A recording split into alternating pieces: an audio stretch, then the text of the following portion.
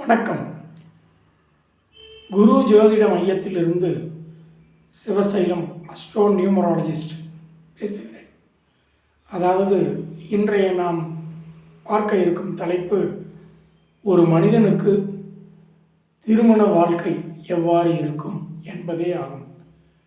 அதாவது ஒவ்வொரு ஆணுக்கும் பெண்ணுக்கும் திருமண வாழ்க்கை பற்றி பல கனவுகள் இருக்கும்.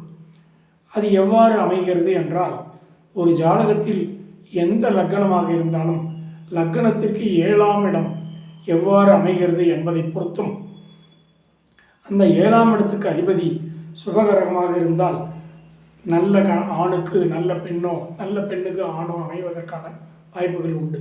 அந்த 7ஆம் இடம் ஒரு நல்ல சுபத்தன்மையோடு அமைந்திருந்து சுபகரங்கள் அமைந்திருந்தும் சுபகரங்களால் பார்க்கப்பட்டால் ஒரு நல்ல ஆணுக்கு பெண் வரணும், பெண்ணுக்கு ஆண் வரணும் அமையலாம். அது தவிர 2ஆம் இடமாகிய குடும்பஸ்தானம், அந்த இடம் ஒரு நல்ல சுபகிரகத்தன்மையோடு சுபகிரக பார்வையோடு அமைந்தால் நல்ல குடும்பமாக இருப்பார்கள். ஆகவே ஒரு ஜாதகனுக்கு நல்ல திருமணம் அமைய வேண்டுமென்றால் 7ஆம் இடம் மிக அற்புதமாக இருக்க வேண்டும்.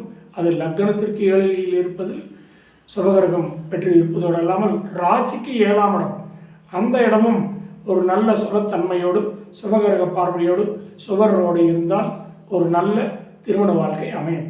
அது மட்டும் இல்லாமல் லக்னத்தில் ராகுவோ கேதுவோ அமையப்பெற்றால் அந்த இல்லங்கள் சுப வீடாக அமைந்தாலும் ஒரு நல்ல உச்ச வாழ்க்கை வாழ்வார்கள்.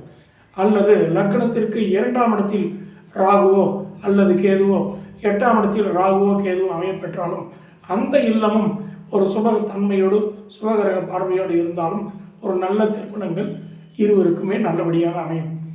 எப்போதெல்லாம் இந்த திருமண வாழ்க்கை பாதிக்கிறது என்றால், லக்கணத்திற்கு 7ல் பாவகிரகங்களும் லக்கணத்தில் பாவகிரகங்களும் 7ஆம் வீடு அமைந்த அதிபதியும் பாவத்தோடோ அல்லது நீச்சமாக அமைந்தோ நீச்ச பார்வை பெற்றோ இருந்தாலும் திருமண வாழ்க்கை கடினமாக இருக்கும்.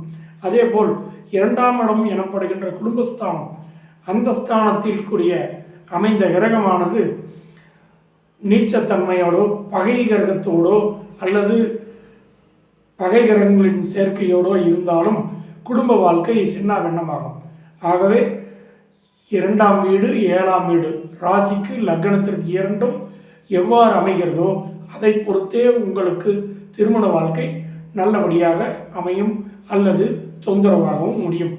இது மட்டும் இல்லாமல், நாம் பிறந்தோம், நாம் நல்லதுதானே செய்தோம், நமக்கு ஏன் தொந்தரவுகள் பிரச்சனைகள் என்று பலரும் நினைக்கலாம்.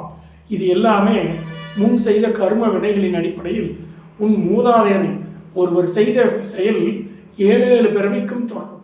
ஆகையால் நமக்கு ஒரு நல்ல வாழ்க்கை அமைகிறது என்றால் அதற்கு காரணம் நல்ல ஜாதகங்கள், நல்ல கிரகங்கள் அமைப்பு ஒரு காரணமாகும். மற்றொரு காரணம், நம் முன்னோர்கள் செய்த செயல்களின் அடிப்படையில் வாக்குஸ்தானத்தில் செயல்பாடுகளில் அவர்கள் செய்த நல்வினை தீவினைக்கு அடிப்படையிலும் அவர்களின் முன்னோராகிய நம் தாத்தா பாட்டி அவர்கள் செய்த நல்வினை தீவினை அந்த கர்மாவும் சேர்ந்து கொண்டுதான் நமக்கு 2ஆம் இடம் 7ஆம் இடம் எப்பேற்பட்ட கிரகம் அமைந்து நமக்கு எப்பேற்பட்ட கிரகங்கள் வாழ்க்கைப்பட்டு நமக்கு எப்பேற்பட்ட வாழ்க்கை துணை கிடைக்கும் என்பதும் தீர்மானிக்கிறது.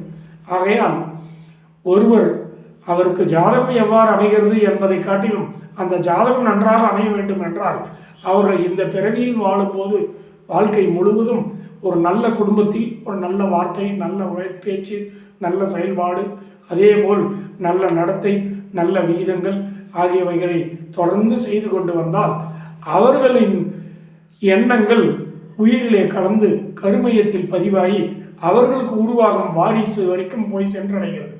அதுவே தான் உங்களுக்கு 2ஆம் இடம் 7ஆம் இடத்தில் எப்படி கிரகங்கள் அமைந்து குடும்பமும் திருமண வாழ்க்கையும் அமையும் என்பதை தீர்மானிக்கிறது. ஆகையால் நல்ல வார்த்தைகளையும் நல்ல செயல்களையும் நல்ல விஷயங்களையும் பேசுங்கள், நல்லதையே செயல்படுத்துங்கள், நல்லதையே கடைபிடியுங்கள். வாழ்க்கை வாழ்வதற்கு என்பதற்காக மட்டுமே அல்லாமல் பணம் மட்டுமே வாழ்க்கை, சொத்து மட்டுமே வாழ்க்கை என்று வாழ்ந்து எல்லாவற்றிலும் தவறான செயல்களால் தவறான நடவடிக்கைகளால் உங்கள் குடும்பத்தை நோகடித்து நீங்கள் சுயமாக சம்பாதிப்பதும் அடுத்தவர்களின் குடும்பத்தை நோகடித்து அதிலே வெற்றி காண்பதும் இன்பம் காண்பதும் அது எல்லாம் தற்காலிகமாக இருக்கும்.